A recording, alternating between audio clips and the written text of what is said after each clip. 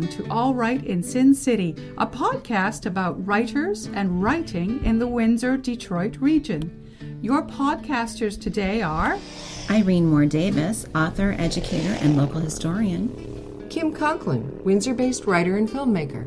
And me, Sarah Jarvis, former bookseller, publishing rep, and literary festival chair.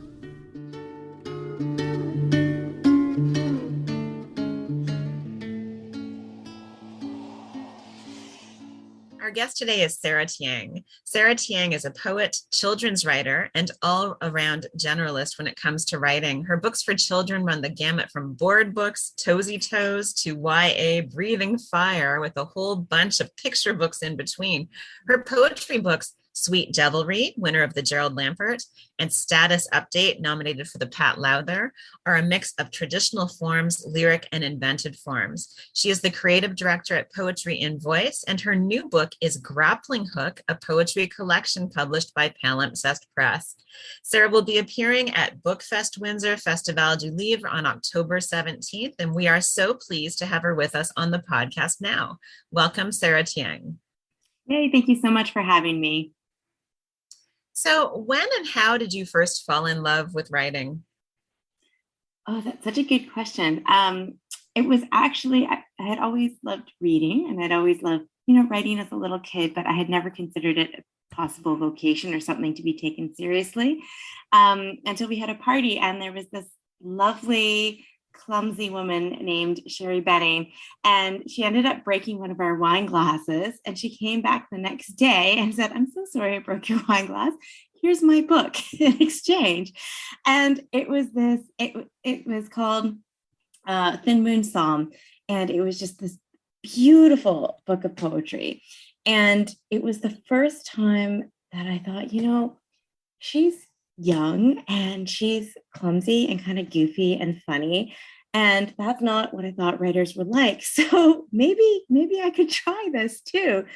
So I just kind of started pursuing it then, and I would ask Sherry for advice, and it became a lifelong passion. That's awesome. I mean, speaking as somebody who occasionally tries to write and also breaks things, I think that's great entry into poetry. That's wonderful. And so when you're not throwing parties, what is your writing routine? Do you write every day? Is there a certain time? Do you journal? Anything like that? Yeah, I think I'm a little bit unusual in that I have no routine and I live in constant chaos. So I have 3 kids. And I have several jobs. So I'm the creative director for Poetry in Voice. I'm also the editor for Arc Poetry Magazine. I work for the Vancouver Manuscript Intensive. And I also mentor students individually as well as try to write books. So I kind of have always just fit my writing in wherever I can. When I had my last baby almost 2 years ago now, I said to my writing group, you have to make sure that I keep writing. So one thing that I started doing were these little 10-minute poems that I just tried to stick in, because I'm finding it hard to find time to write really large pieces. So even just writing, giving myself 10 minutes and saying, well, whatever you do with these 10 minutes, you're going to put something down on the page, has been very helpful, because to me, it's kind of like a muscle. And if you just let it go completely, it will atrophy. But not all of us have time to go to the gym regularly either. So it's just trying to get it in when you can. Grappling Hook is a love letter to people who are trying to make meaningful change in unprecedented times. So tell us a little bit about what strikes you as a meaningful change and what inspired you to write this book. Well, I think we all try to make meaningful change in different ways. I balance my life between, trying to be active in the world, in social justice, in trying to make change that way.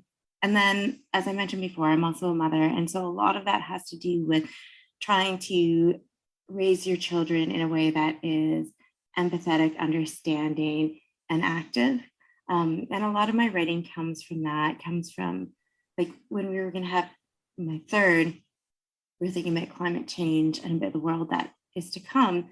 And there's always the question, like, how do you bring a child into this world, and how do you do it responsibly, and should you even do it? And the conclusion that we came to is that if we bring a child into the world with love and knowledge and honesty, then perhaps we can bring these children up to be not just responsible for the world, but to be the ones who will help support the change as we go. And my eldest is actually 17 now, and she is huge in the anarchist community. She's always out there helping the homeless and going to demonstrations, and she's a committed communist, and she's just so socially engaged. And I find it really inspiring, because I think that both the small things that we do and the large things that we do all have effects. And in my poetry, and I do think that poetry can make change, I try to express that struggle and that journey with both kind of the larger world and with the more intimate personal world. And I think you achieved that very well. I mean, I was thinking about some of the poems in this collection. The one about the boys from Charlottesville, you approach it sort of as a mother's lament. And that's a very touching way to look at a really troubling issue.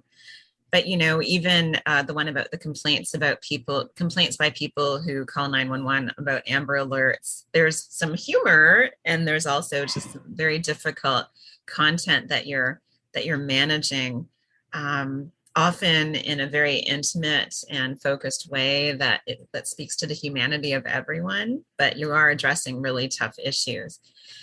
We did see that motherhood, marriage, and the struggle for social justice and equity feature prominently in this collection, and you've kind of touched on this a bit. How much did your own experiences growing up contribute to these poems? Oh, that's an excellent question.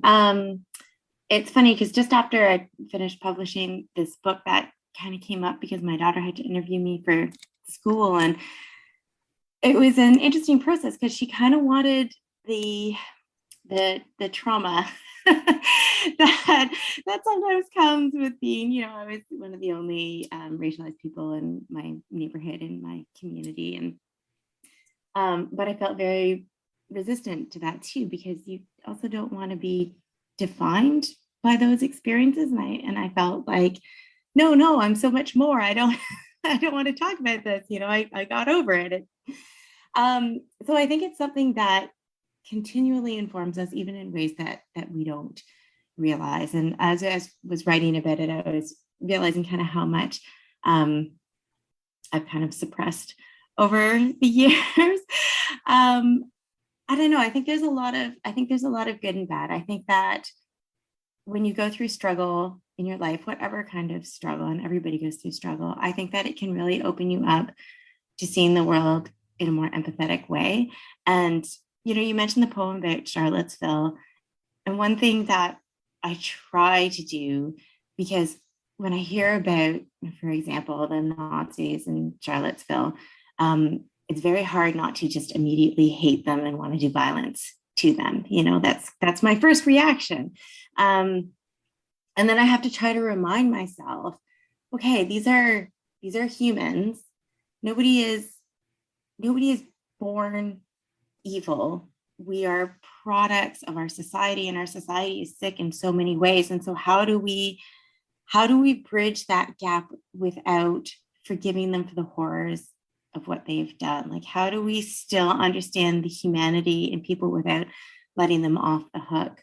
I'm sorry, I feel like I'm rambling a little bit, but I think that's kind of been my lifelong journey. And I think that, you know, some of my experiences as a racialized person has made me think about that, as to how do I take those formative experiences and not let it harden me, but make me more open to the world. And you bring mindfulness and mindful experience to your writing for adults and also your children's writing. So what's the difference in your process? Is there a difference? Do you think in a different way, research in a different way? Yeah, I think that some things just call out for children's story. So sometimes it'll actually be a line in a poem that I'm writing that I think, oh, that would be really good for a children's story. I think in poetry, usually what I'm trying to do is really infuse ambivalence into my work. So wherever I'm not sure of the answer, that's where I want to write about. Whereas with children's writing, so much of it is trying to see through the eyes of a child again with that same sense of discovery and wonder and openness. So that's what I try to do with my children's stories. So they're kind of trying to hit different things. And it's funny with kids, with poetry, I feel like you can usually edit a poem to the point where it's good. With children's stories, I feel like they tend to either be good or not. Like I'll write 30 of them, and then there's the 2 that are really good, and the other ones just there's no help for them, and I don't really know why. Maybe other people have a different process. So in some ways, children's literature might be a little bit harder than writing poetry. Yeah, I mean, I feel like they're very related in that they both tend to be very visual genres that use compression and density of language. But I think because children's literature has to be maybe a little bit more direct, it does tend to be a bit more hit and miss. But it's reading for kids is one of the best things in the entire world. I love reading poetry, but everybody tends to have a really intense poetry listening phase, which I never know if they're actually enjoying it or not. Whereas if you're reading for kids, you can tell if they're enjoying it or not because they'll tell you. They'll be like, I don't like that story. And they'll be like, this is the best story ever. And kindergartners especially, they always like come up really close and they touch you as you're reading. And it's all very lovely. Wonderful. Are you working any new material right now? I'm still writing poetry, and I have a few kids' books that I've just sent off, and then I have a graphic novel that's been long in the making. So I have an artist who's working on that right now, but it's probably going to take a few more years to complete because the art is so intense for it. Would you like to read something for our listeners? Sure. I thought I could read 2 poems. I've got one kind of about my daughter and one about my son.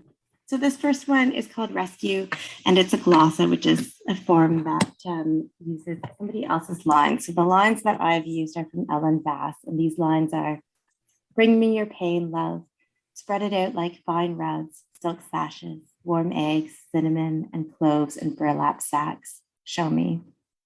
And this is the poem. My friends and I are all in the middle of a crisis. A daughter who cannot bear life, a husband whose departure cracks the marrow of the house, my own daughter lost and wandering in the forest of her body. All of us staring at our empty teacups, realizing we read our leaves wrong. Here we are, retraining as first responders, digging through the rubble. Even recovery dogs are given volunteers who pose as rescuable among the dead. Bring me your pain, love. Spread your map of the disaster area and we'll pretend to rescue each other. We'll wind ropes around one another to descend into that windless place. Who knew that parenting would be so much searching blindfolded, calling, Ollie, Ollie, oxen free, our shaky voices giving us away. Now, sifting through the ashes of their early childhoods, its intense, quick burn, we look for the raw, singed bird who is supposed to rise, but instead gasps the air and thrashes fire out like fine rugs, silk sashes, breath beaten as dust rises in the wind. This is the secret of being a woman, we tell them. The fire that consumes you is ashes in the mouth, and though no one else does, we will always believe you when you say you burn. I know it seems like a thin bomb, but let us bring it to you anyway, folded in the aprons of our skirts, the way we used to carry windfall apples. Let us listen, stroke your hair, cook up infinite warm eggs, cinnamon-spiced cookies, milky chai. Don't dismiss the sanctity of casseroles, of midnight phone calls, and the women who offer to take a bat to your ex's car. May our girls discover that rescues happen as you link hands in the underbrush and call out into the night. that what you see in the face of your friend's despair is your own soul. And so you learn to hold her face and yourself gently.